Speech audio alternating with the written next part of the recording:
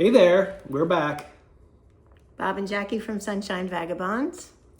Yeah, and today we're going to tell you about our trip to Santorini. This was on our Greek Isles cruise on Royal Caribbean's Voyager of the Sea.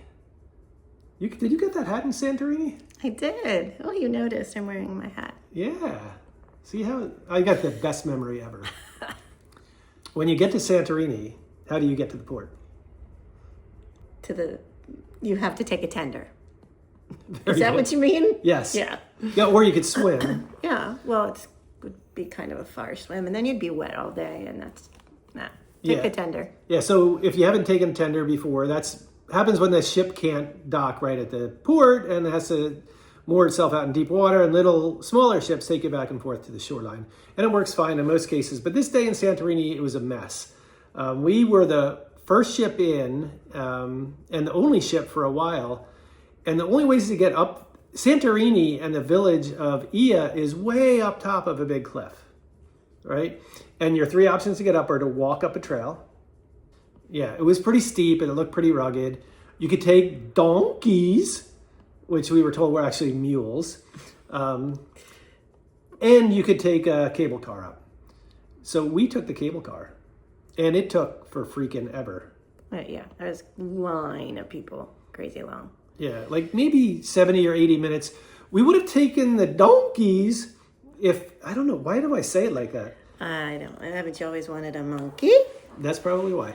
We would have taken them up if I had read the sign right. I thought the sign said 70 to 80 euros per person one way, and it was 7 to 8, which we found out later on. After we were already done, back down. Right. And we weren't I wanted to ride a donkey.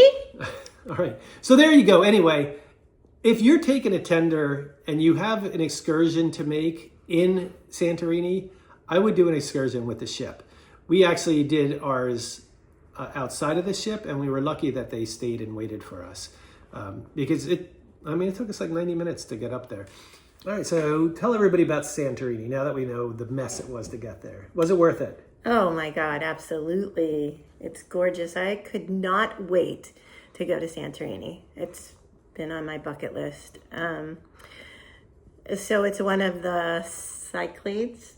I think it's Cyclades Islands in the Aegean Sea. Aegean. Aegean Sea. It's all Greek to us. It's all Greek to me.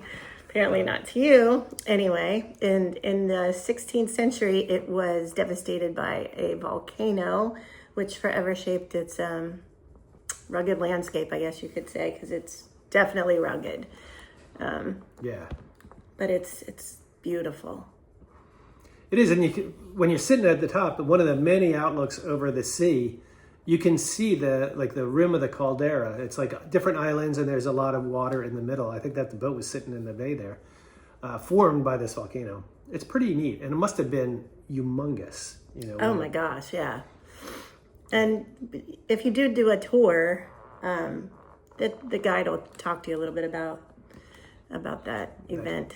Yeah, and we went with Santorini Getaways, and we liked it, and we were really appreciative that they actually waited for us because we were pretty late getting there, and our tour guide was awesome. And we'll have contact info for that tour in the comments below. All right, so what was Santorini like? Like, what was the vibe? So, that's the place where you've seen the pictures of all the whitewashed buildings and the blue domed. And why so many blue domes? So the blue domes are all churches. Yeah. And there are hundreds of them. Yeah, I think 6 bajillion is the official number. Yeah, and they're only open, a lot of them are only open one day a year. Yeah, it seems so weird. Yeah. Right.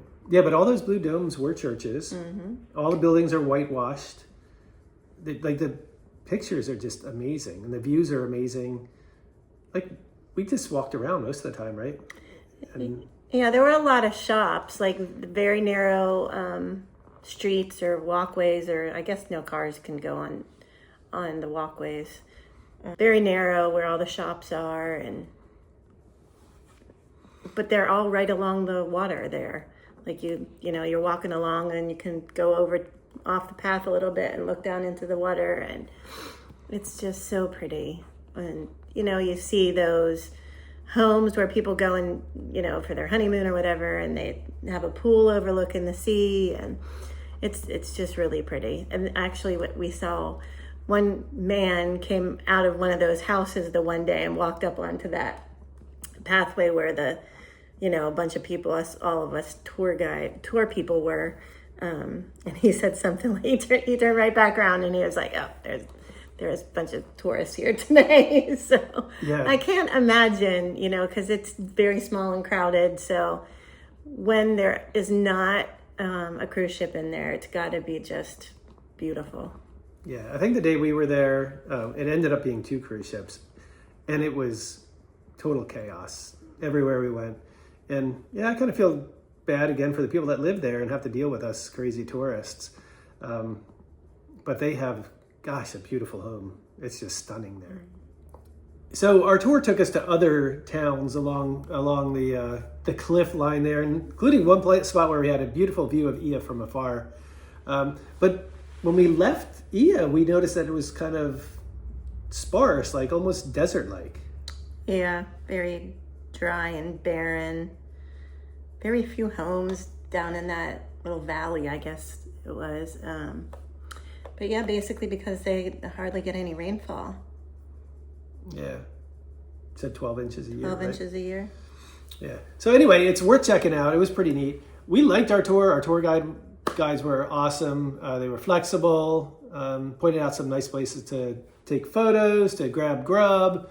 It was a good tour. Didn't you have something there that you really liked?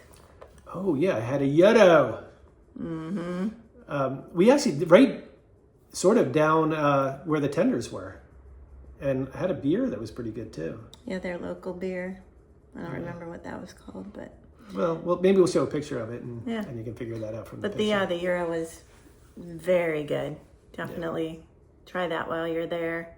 And affordable. Like, I actually thought Santorini was pretty affordable across the board. I thought so too. We bought some souvenirs and stuff and ate there. It was all good. So anyway, any tips for Santorini?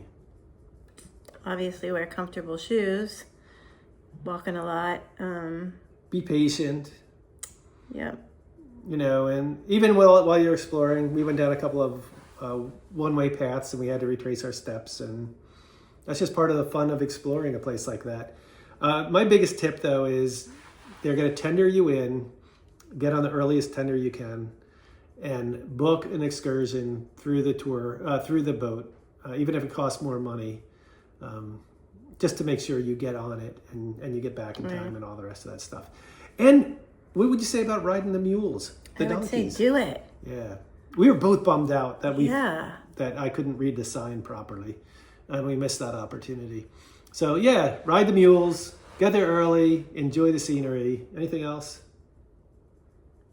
I can't think of anything else. Eat the food. Drink the beer. Jump in someone's pool. No, just kidding. Yeah. It'll be fun to try. It would be. Little infinity pools all over the place. Yeah. All right, so that's it. That's our thoughts on Santorini. We loved it. We are going to go back sometime and spend longer there and try to avoid crazy cruisers like ourselves. Right? Yes, definitely. All right, there's our stupid cat showing up again. One of our, not stupid, they're lovely, of course. All right, so wrap it up, Jackie. Well, thank you for checking out our videos. We'd greatly appreciate it if you could give us a like and subscribe. Yes. Yes, we would. Ciao. Ciao.